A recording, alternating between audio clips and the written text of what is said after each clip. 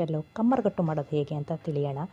And ಇದು ನಮ್ಮ special. ನನ್ನ ಮಕ್ಳಿಗೆ ಹೇಗೆ ಇಷ್ಟ ಆಗುತ್ತೆ ಅಂತ ಇವತ್ತು ಮಾಡಿ ಅವ್ರಿಗೆ ಟೇಸ್ಟ್ ಮಾಡಿಸೋಣ. ಇದಕ್ಕೆ ಬೇಕಾಗಿರೋದು 1 ಕಪ್ಪಷ್ಟು ಬೆಲ್ಲ ತೊಗೊಳ್ಳಿ. ಆ್ಯಂಡ್ 1 ಕಪ್ ಬೆಲ್ಲಕ್ಕೆ 1/4 ಕಪ್ಪಷ್ಟು ನೀರು ತೊಗೊಳ್ಳಿ.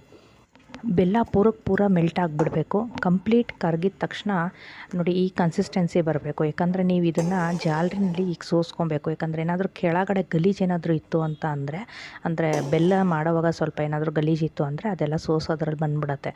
ಸೊ ಒಂದು ಸ್ವಲ್ಪ ಸೋಸೋದ್ರಲ್ಲಿ ಹಾಕ್ಕೊಂಡು ನೀವು ಸೋಸ್ಕೊಂಡು ನಂತರ ನೀವು ಮತ್ತೆ ಆ ಒಂದು ಸೋಸಿರೋ ಅಂಥದ್ದು ಬೆಲ್ಲದ ಪಾಕ ಇದೆಯಲ್ಲ ಅದನ್ನು ಮತ್ತೆ ಕುದಿಯೋದಕ್ಕೆ ಇಡಿ. ಸಿಮ್ಮಲ್ಲೇ ಇಟ್ಕೊಂಡು ಮಾಡ್ಕೊಳ್ಳಿ.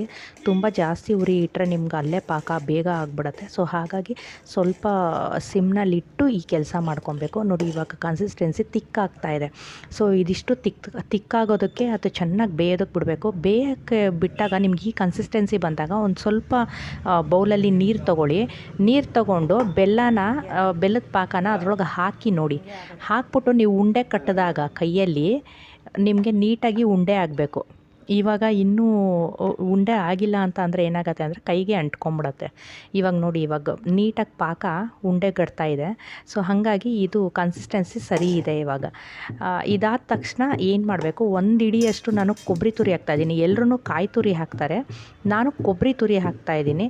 ಕುಟ್ಟಿ ಪುಡಿ ಮಾಡ್ಕೊಂಡಿರೋ ಅಂತಹ ಏಲಕ್ಕಿ ಪೌಡರ್ನ ಇದಕ್ಕೆ ಮಿಕ್ಸ್ ಮಾಡ್ಕೊಳ್ಳಿ. ಅಂದರೆ ನಿಮಗೆ ಕನ್ಸಿಸ್ಟೆನ್ಸಿ ರೌಂಡ್ ಬಂದ ಮೇಲೆ ಇವೆರಡು ಮಿಕ್ಸ್ ಮಾಡಬೇಕು.